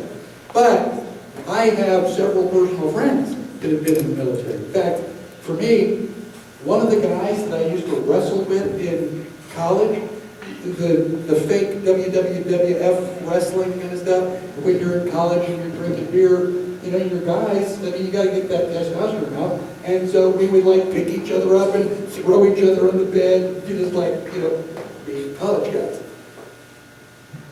One of the guys that I used to do that wrestling with is a full bird colonel in the military.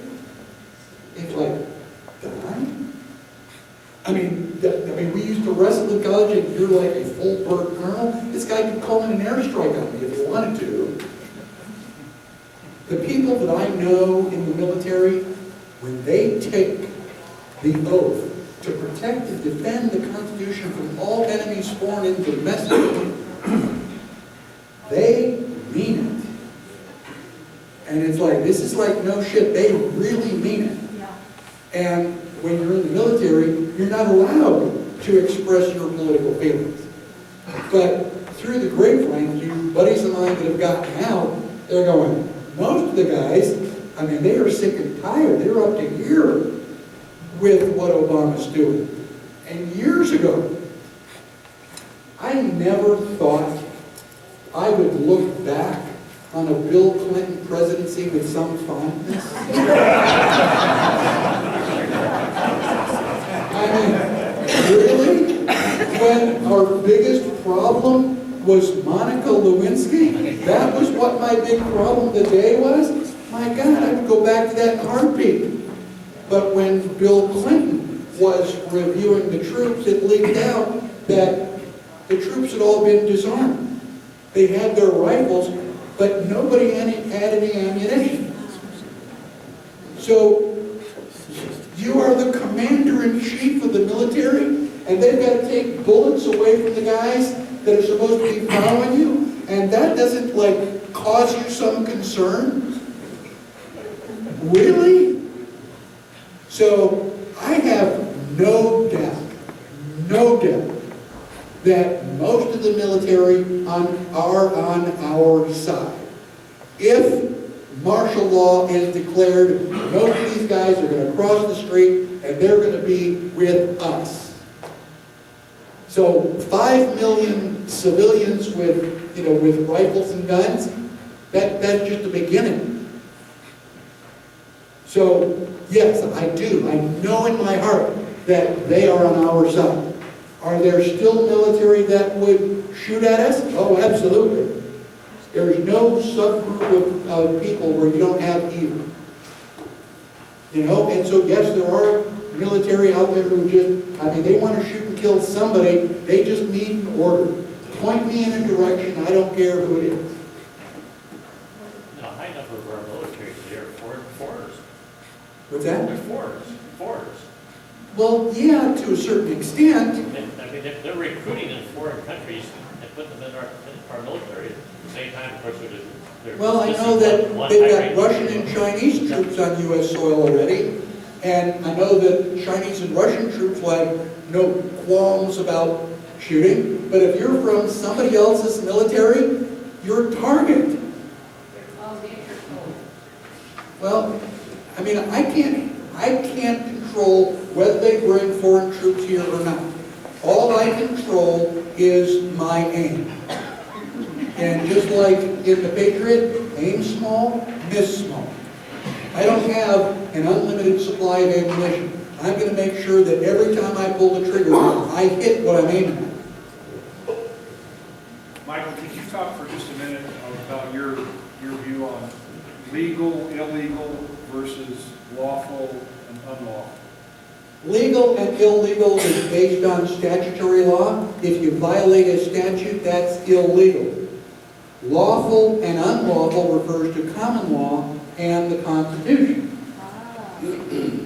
So if you violate the Constitution, that is unlawful. Federal Reserve notes are unlawful. They are counterfeit. They're fraudulent money. They're printed out of thin air. You know, if you and I go to my garage and we're printing $20 bills on my laser printer, we can get a limo, we can go out for surf and turf, and we can live large until we're caught and we're put in jail for counterfeiting. The Federal Reserve has been counterfeiting for over 100 years, literally quadrillions of dollars. And to put that into context, millions, billions, trillions, quadrillions. That's lots and lots. So if I'm put in jail for counterfeiting $10,000, what should happen to the members of the Federal Reserve for counterfeiting quadrillions of dollars and totally destroying our economy? I can't imagine torture harsh enough that would be appropriate.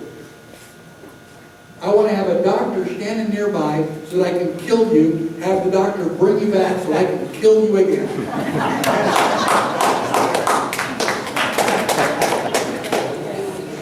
Amen, brother.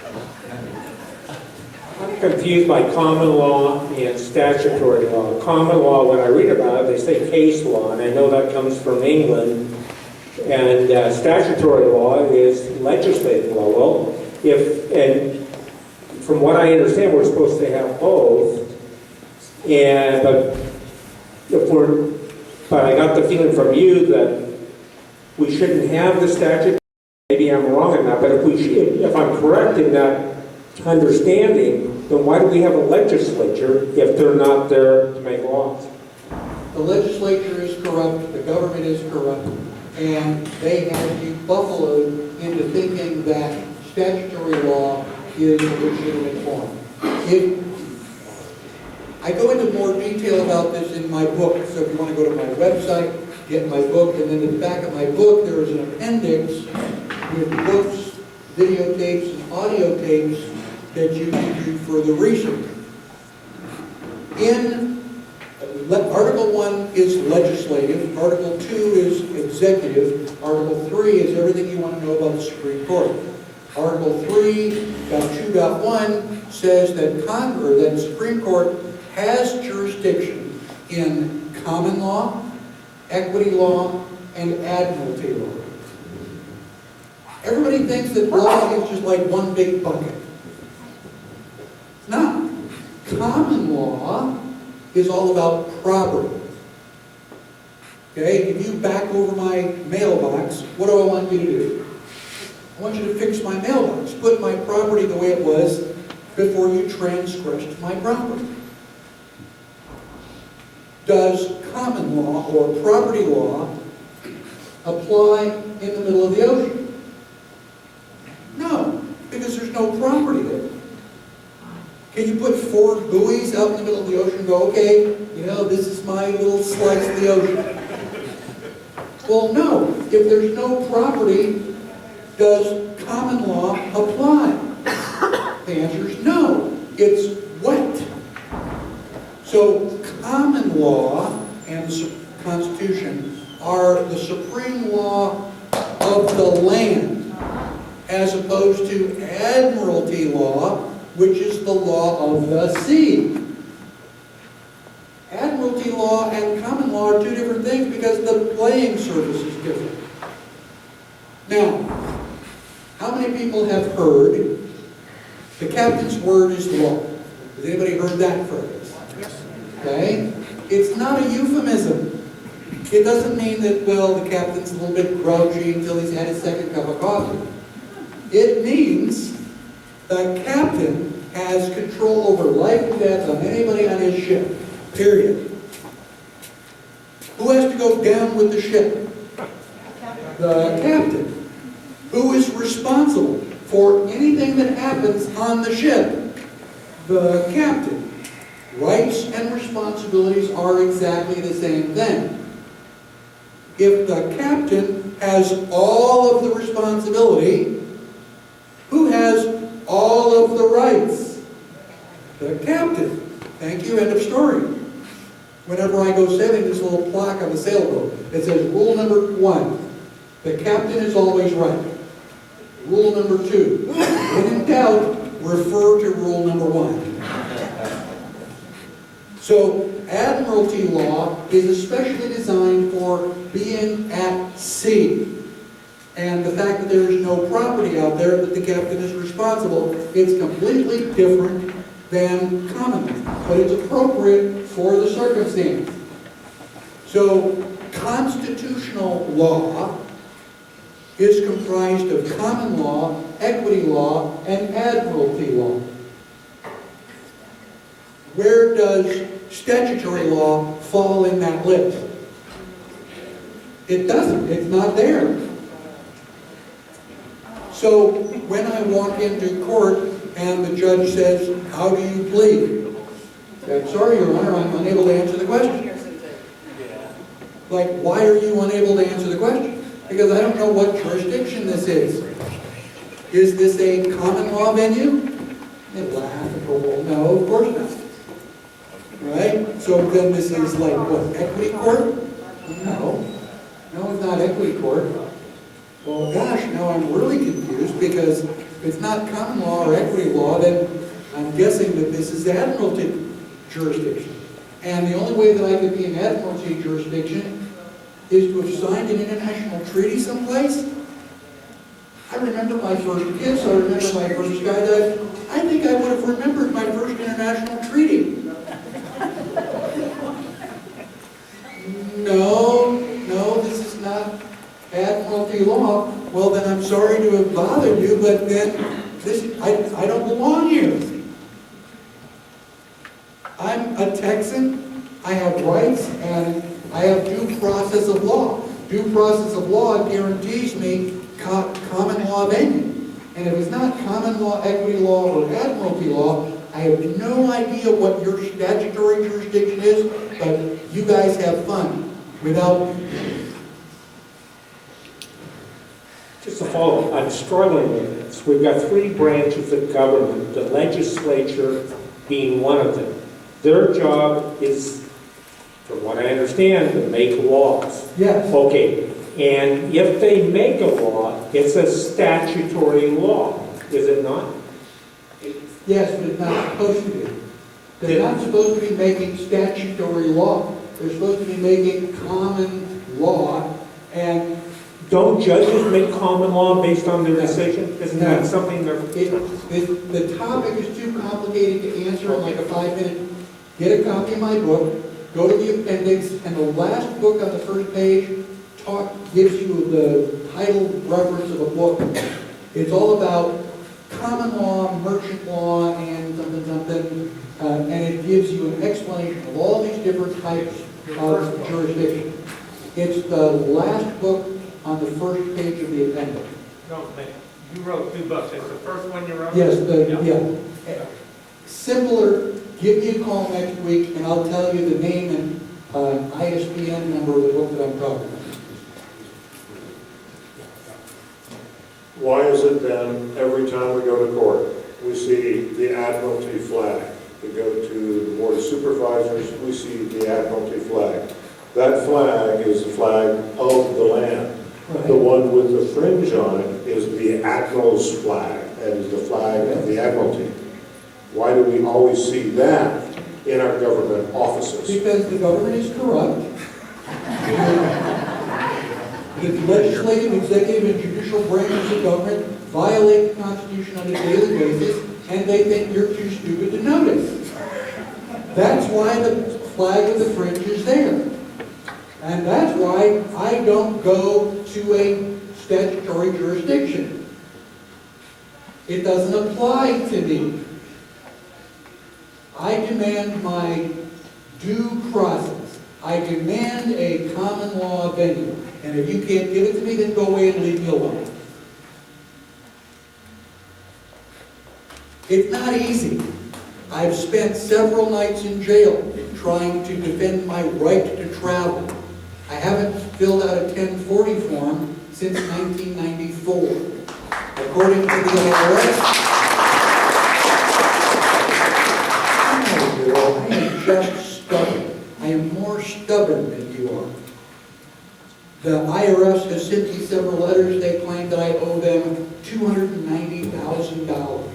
I'm like, yeah, right. I wouldn't pay you that money if I had the money. And so, if you want to read my latest letter to the IRS, it's printed in my second book, Secret of Sovereignty. Send me an ounce of silver, I'll send you the book, and you can read my response to the IRS. And if you're brave, you're welcome to copy that logic and send it to the IRS in your own letterhead.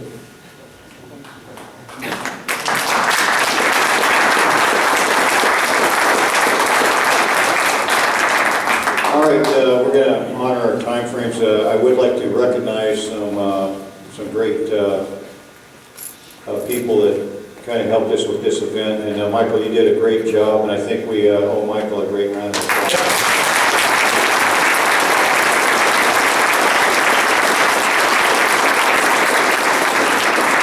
I am here as a motivational speaker. If you applaud, that means that you were inspired.